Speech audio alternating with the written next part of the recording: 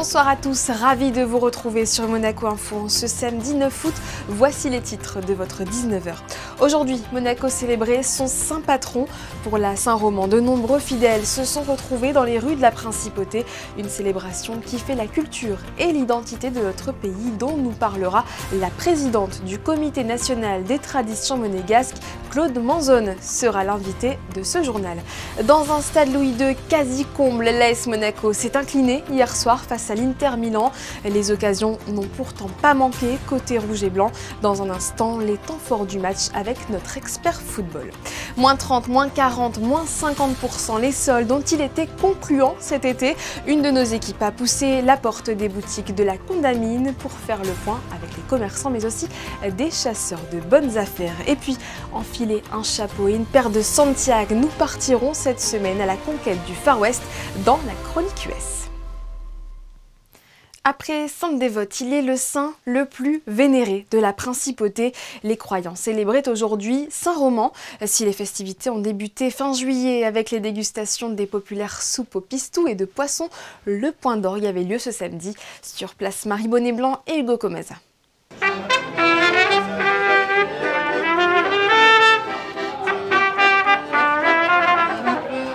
Les festivités ont commencé par l'aubade dans les rues de la Principauté. L'objectif, distribuer la gigiola en échange de dons que les commerçants ou les passants étaient ravis de laisser. Ben oui, c'est important parce qu'on fait partie de notre famille dans les Rochers. Donc, tant qu'on peut faire partie et mettre un petit grain de sable, ben on le fait avec plaisir. Oui, si on peut faire du bien aux autres, nous, on a la chance d'être ici, donc aider, c'est toujours, ça fait toujours plaisir. En tous les cas, moi, c'est comme ça que je suis mexicaine, donc dans ma culture, on aide beaucoup, donc je le fais avec mon cœur, oui. C'est une fête qui fait partie de notre patrimoine, qui perdure, et il faut que ça perdure encore plus longtemps, et faire comprendre aux jeunes que c'est important. Les fidèles se sont ensuite dirigés vers la cathédrale afin d'assister à la célèbre messe.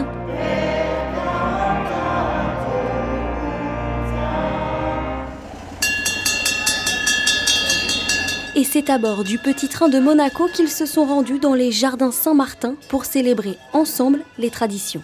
C'est important religieusement parce que c'est une fête qui est au calendrier et c'est important au niveau de la tradition parce que dans les endroits où les traditions se perdent, mais chez nous elles perdurent. On se sent bien. Quand on les voit heureux, on se sent très bien. On est content, on est satisfait du travail accompli par tout le monde, parce que je ne suis pas tout seul. Et quand on voit les gens heureux, on oublie tout, la fatigue et tout, parce que c'est fatigant, mais on le fait volontiers. La Saint-Roman illustre parfaitement l'attachement de la population à ses traditions. Et la présidente du Comité national des traditions monégasques en est témoin au quotidien. Claude Manzone est avec nous en duplex. Bonsoir. Bonsoir Sarah. Aujourd'hui, Monaco fête l'un de ses saints patrons, Saint-Roman. Quels sont les moments forts de cette célébration? Alors, les temps forts de cette célébration, on a donc l'aubade dans les rues du Rocher avec l'orchestre et on distribue les petites gigioles aux commerçants et à tous les touristes qui peuvent être intéressés. Ensuite, on se rend à la cathédrale pour la messe en langue monégasque, chantée en langue monégasque aussi par le Cantine d'Aroca. Puis à l'issue de la messe, on prend un petit train qui nous fait faire le petit tour de Monaco-Ville. Et puis ensuite, on est accueilli au Jardin Saint-Martin par la mairie et le conseil communal pour un apéritif d'honneur. Vous savez que ce saint est le deuxième saint de la Principauté après Sainte Dévote et le Comité national des traditions monégasques est un petit peu, si vous voulez, le garant de toutes ces traditions que l'on peut reproduire à Monaco et mettre en évidence et essayer de faire perdurer dans le temps. Quelles sont les spécialités servies à cette occasion? Préalablement, avant le jour de 9 août, le jour de la Saint-Roman, il se déroule 2 soupes dans les jardins Saint-Martin, ici même. Donc la première, c'est le dernier samedi de juillet, c'est la soupe au pistou. Donc très convivial, il vous a dit tout à l'heure, je crois à peu près sur l'ensemble des 2 soupes, 400 personnes qui assistent. Les soupes donc sont servies par le restaurant l'Aurore avec Enrico et Luca. Le premier samedi d'août, donc c'est ensuite la soupe aux poissons, qui est aussi dans le même cadre. Donc après on danse, animé par l'orchestre Tyrol Fest. C'est vraiment 2 soirées vraiment très, très sympathiques et très populaires et beaucoup de participants, tout le monde aime venir. Et ces traditions, elles participent à la culture et à l'identité de Monaco. Alors oui, elle participe vraiment à la culture et l'identité de Monaco. C'est vrai que c'est à l'origine le Comité national des traditions monégasques qui a fêté son centenaire en 2024. C'était à l'initiative de 8 monégasques qui ont senti que s'ils ne faisaient pas quelque chose, tout allait tomber, peut-être ne pas être poursuivi. Et surtout les traditions, donc ils ont commencé par perpétuer les traditions, essayer de la scène des votes et remettre tout au goût du jour. Et puis aussi de faire participer la langue monégasque, qui est assez importante, puisque au départ, la langue monégasque était parlée de rue, quoi. Il n'y avait que certaines personnes qui parlaient. Et si ce n'était pas transmis de grands-parents, parents, grands-parents, etc., je pense que ça serait perdu dans le paysage, disons. Une dernière question, le musée du Comité national des traditions monégasques a rouvert récemment. Quelles sont les nouveautés du moment ?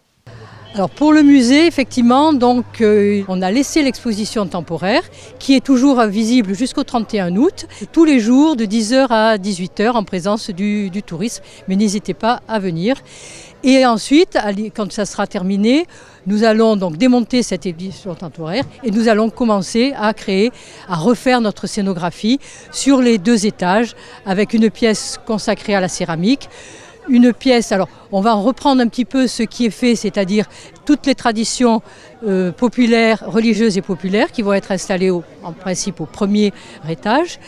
Et au rez-de-chaussée, ça sera donc les personnages célèbres, ceux qui ont vécu et nés sur le rocher, la langue monégasque, très important pour nous, et aussi la naissance du bourg castral, la naissance du rocher, le bourg castral, et puis son évolution jusqu'à la naissance des 3 rues principales qui sont sur le rocher. Merci beaucoup Claude Manzone d'avoir été avec nous sur Monaco Info. Merci et au revoir Sarah et à bientôt. En football, hier soir, l'AS Monaco disputait son dernier match de préparation au Stade Louis II. Et quel match! Une affiche face à l'Inter Milan, finaliste de la dernière Ligue des Champions.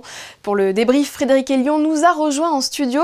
Frédéric, malgré sa domination, Monaco s'est incliné 2-1 face aux Milanais.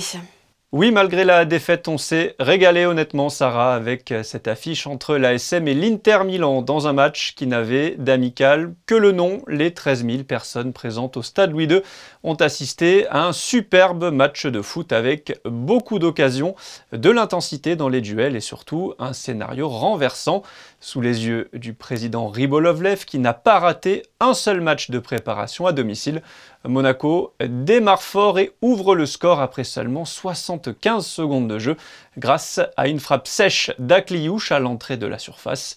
L'ailier monégasque est courtisé par de grands clubs européens et un départ serait une grosse perte pour l'ASM. L'Inter réagit ensuite avec plusieurs situations pour Barella et Thuram, puis les débats se rééquilibrent et Milan va être réduit à 10 suite à l'expulsion de Çalhanoğlu, un carton rouge qui va un peu briser l'élan monégasque. Parfois en amical, Sarah, on autorise un autre joueur à rentrer à la place de l'expulsé pour rester à 11 contre 11 et continuer de travailler certaines choses. Ça n'a pas été le cas hier soir et Monaco s'est fait piéger en seconde période. Lautaro Martinez égalise à l'heure de jeu après avoir mystifié Kerrer. Le défenseur allemand est aussi à l'origine du but du 2-1 de Boni à la 80e avec une perte de balle qui coûte cher au départ de l'action. Monaco va se créer beaucoup d'occasions, va toucher 2 fois les poteaux mais s'incline donc 2-1 face à l'Inter Milan pour son dernier match de préparation. When you concede 2 goals with 1 player more, it's not good. We are disappointed about this. First half, I saw a good game from both sides. In second half, we did not so well, and also Inter showed us with 1 player less. This is a strong team, and we didn't find the right solutions. We had also our opportunities, but we cannot be satisfied. But in the end, we talk about friendly game. Sometimes it's good in the right moment to receive a hit in the neck. Pas facile cette défaite, bien sûr. Maintenant, on a joué contre aussi une belle équipe de l'Inter Milan. On sait que c'est C'est un grand club. On aurait peut-être pu mieux faire sur le score, mais maintenant on est aussi content globalement de cette préparation. Voilà, on a bien travaillé aussi. Et j'espère qu'on va bien pouvoir commencer ce début de championnat. We start the season when we talk about points, victories, very important ones next week against Le Havre. It's a total other game, but we are ready for the season. It's for me the most important thing. Bilan de la préparation monégasque, Sarah, plus de 25 joueurs utilisés, 5 victoires, 2 nuls et une seule défaite vendredi soir, donc face à l'Inter, place désormais, comme l'a dit le coach, à la reprise du championnat samedi prochain à 19 h au Stade Louis II face au Havre. Un match auquel ne participera pas Radoslav Majecki. Le gardien de but a été prêté 1 an sans option d'achat à Brest. Sensation autour de Pologne. Le monégasque Victor Langelotti a décroché la 6e étape et prend du même coup le maillot de leader à la veille de la dernière étape de l'épreuve pour 7 petites secondes devant l'américain McNulty. La victoire finale se jouera demain pour le coureur de l'équipe Ineos dans un contre-la-montre de 13 km. Et puis un mot de ski nautique pour clôturer cette page sport. Alexis Kecioğlu, fils d'Aleko Kecioğlu, président de la Fédération monégasque de la discipline, a participé et représenté Monaco au championnat d'Europe de ski nautique à Lienz en Autriche. Il s'est classé 21e. Avez-vous fait de bonnes affaires? Les soldes se sont achevés mercredi en Principauté. Après 6 semaines de rabais, nous sommes allés à la rencontre des commerçants et des clients qui cet été dressent un bilan plutôt positif. Dans les rues commerçantes de la Principauté, les professionnels ont le sourire. Les articles soldés se sont plutôt bien vendus cet été. C'était très positif cette année. Par rapport à l'année dernière, c'était beaucoup mieux. Ça a été beaucoup plus les robes. Donc les robes un peu légères, comme on a eu quand même la grosse période de chaleur. Et donc du coup, c'est les robes qui sont le plus parties. En effet, les clients d'ici ou d'ailleurs sont repartis les bras chargés de bonnes affaires et sont encore à l'affût de petits prix proposés pendant quelques jours supplémentaires en boutique. Par exemple, sur les fins d'été, il y avait pas mal de débardeurs. Et après aussi, en début d'hiver, il y a eu pas mal des t-shirts manches longues à col roulé, qui est très beau aussi et très tendance. Mais ça vaut le coup. Chez Mage, oui, ils ont fait les 50-60%, donc j'ai restocké mes blouses. Et aussi chez Tara Jarmon aussi, oui, parce que c'est dans mon immeuble, donc c'est pratique. Ici, et après vous avez la petite Madame Sécurité. Entre conseils personnalisés, essayages immédiats et ambiance chaleureuse, à l'heure du digital, l'expérience physique reste privilégiée. En ligne, des fois c'est en rupture de stock et en magasin, non. Moi c'est plus en magasin que je vais acheter. C'est préférable et après aussi ça permet de sortir, quoi. On achète à Monaco parce que c'est plus pratique. J'utilise aussi Carlo, je ne sais pas si on a le droit de le dire, mais voilà, ça c'est un double profit et puis oui, et puis on aime bien dans le quartier. Les soldes d'été 2025 confirment donc un regain d'élan pour les commerces de proximité, une tendance que les commerçants espèrent voir se confirmer lors des prochaines grandes échéances, notamment les fêtes de fin d'année. Et après une bonne séance de shopping, le ventre se creuse, alors pourquoi ne pas tester cette adresse incontournable, le Malitzia Mare, restaurant éphémère situé sur la nouvelle digue du Port Hercule, juste au-dessus du solarium. Un endroit à la vue imprenable sur la Méditerranée où se sont rendus Fabien Bonilla, Arnaud Imbert et Cléa Renaud. Le cadre est incroyable, il surplombe d'un côté le port Hercule et ses somptueux navires, et de l'autre côté, en toute simplicité, la Méditerranée. Depuis 5 saisons, le restaurant Le Malitzia Mare a pris possession des lieux. Il a rouvert cette année le 1er avril, et ce jusqu'au 31 octobre. Il est possible d'y manger le midi et le soir, 7 jours sur 7. On est dans le coin depuis un petit bout maintenant. On a essayé d'apporter le petit clin d'œil pour les locaux, pour qu'ils se sentent bien. Effectivement, on est un peu à l'écart, donc on n'a pas les nuisances, on n'a pas le passage. Donc on se sent vraiment ailleurs. Et je mettrai le clin d'œil là-dessus sur une particularité que on est en plein cœur de Monaco, mais on a l'impression d'être complètement ailleurs.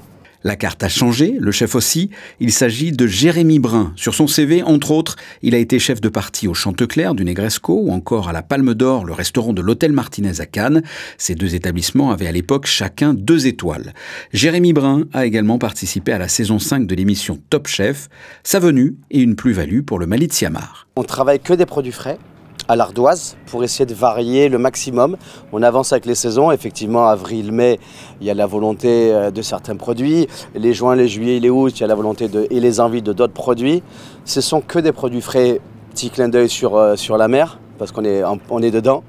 Donc des ceviches, des tartares, des vitello tonato et tout était fait maison. Autre particularité, l'huile d'olive vient du domaine familial de Sicile. On en est fiers, c'est un petit clin d'œil, c'est tout nouveau, hein. C'est récent, c'est depuis cette année. On a deux familles, on a un domaine en Sicile, c'est précisément Trippi, et on a des oliviers. Et avec mes cousins, on a fait cette année, notre huile. L'huile, la cuvée Malizia. C'est très fruité, c'est un peu pimenté, parfait pour tout ce qui est assaisonnement. Les cuissons, on l'oublie, mais c'est une huile qui est magique. Le Malizia Mar possède son propre vin bio, rosé ou blanc. C'est un partenariat avec le domaine de Bergerolles, dans le Var. Pour finir, en plus de pouvoir réserver une table pour le déjeuner ou le dîner, il est possible pour des événements privatifs de réserver la partie basse du solarium. Envie d'ailleurs, cela tombe bien, en ce mois d'août, la Chronique US prend des airs de carnet de voyage. Et après le Dakota du Sud, Alexandra Pani, vous avez choisi de nous faire découvrir une autre destination aux paysages époustouflants et qui a servi de décor pour de célèbres films américains.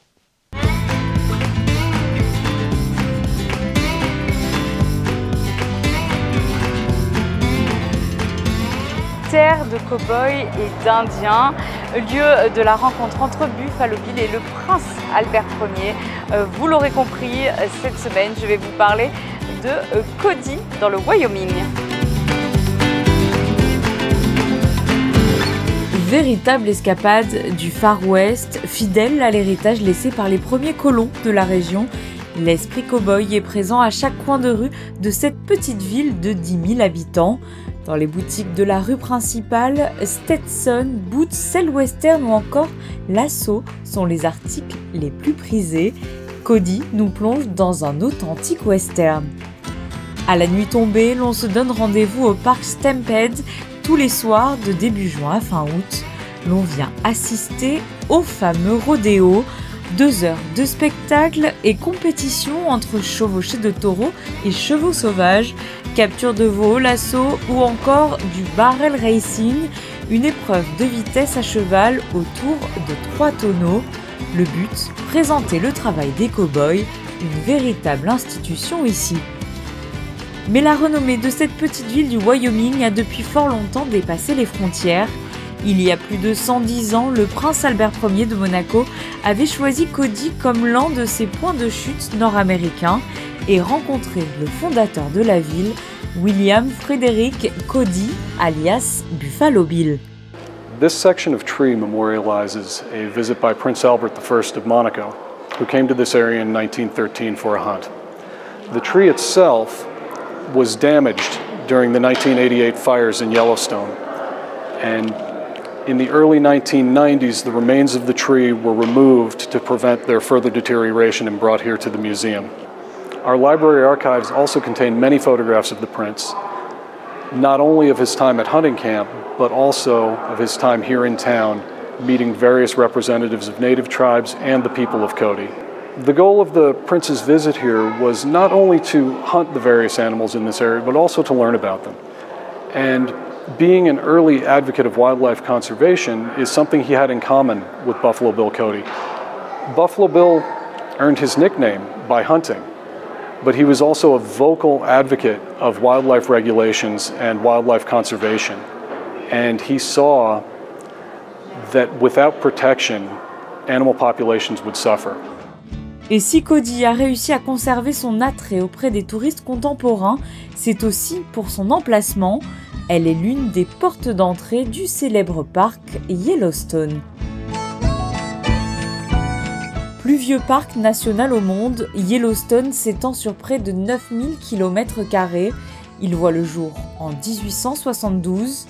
Chaque année, plus de 4 millions de visiteurs font le déplacement pour y découvrir sa faune et sa flore exceptionnelles.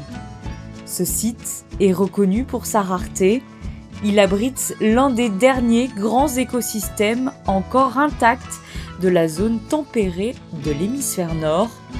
On vient ici observer ces paysages époustouflants, territoire d'impressionnants mammifères.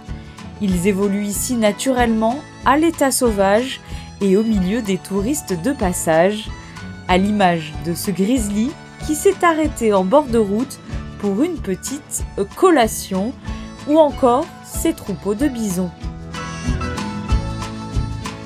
Parmi ces fabuleux trésors naturels, on trouve à Yellowstone plus de 10 000 phénomènes géothermiques, soit plus de la moitié présents sur la planète. Le parc possède également la plus forte concentration mondiale de geysers, 300 environ, qui offrent des paysages surnaturels. Le parc du Yellowstone est souvent cité en exemple pour la gestion de sa biodiversité et reste une expérience unique à découvrir en toute saison. C'est la fin de cette édition et nous la refermons comme nous l'avons ouverte aux couleurs des traditions monégasques, perpétuées notamment lors de la Saint-Roman célébrée aujourd'hui le 9 août. Les photos sont signées Charlie Gallo. Tout de suite la météo de Marie Bonnet-Blanc. Quant à moi, je vous donne rendez-vous demain à 18h30. D'ici là, passez une excellente soirée sur Monaco Info.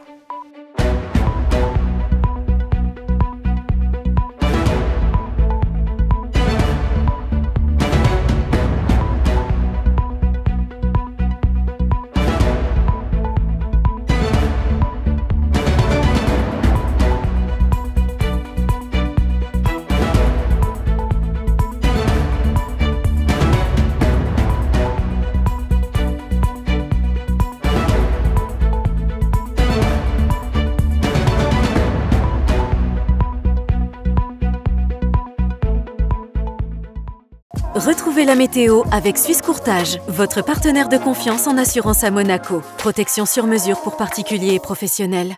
Bonsoir à tous, je suis ravie de vous retrouver afin de faire le point sur le temps de demain. Le ciel sera dégagé toute la journée et le soleil brillera. Côté température, il va faire très chaud demain dans la matinée. Le thermomètre affichera déjà 30 degrés et jusqu'à 32 dans l'après-midi. Ce sera l'occasion de fêter une très belle fête aux Laurence et aux Laurent. Et puis en ce 10 août, ce sera la journée mondiale du lion, créée pour sensibiliser le public à la conservation du plus grand félin d'Afrique. C'était la météo avec Suisse Courtage, votre partenaire de confiance en assurance à Monaco. Protection sur mesure pour particuliers et professionnels.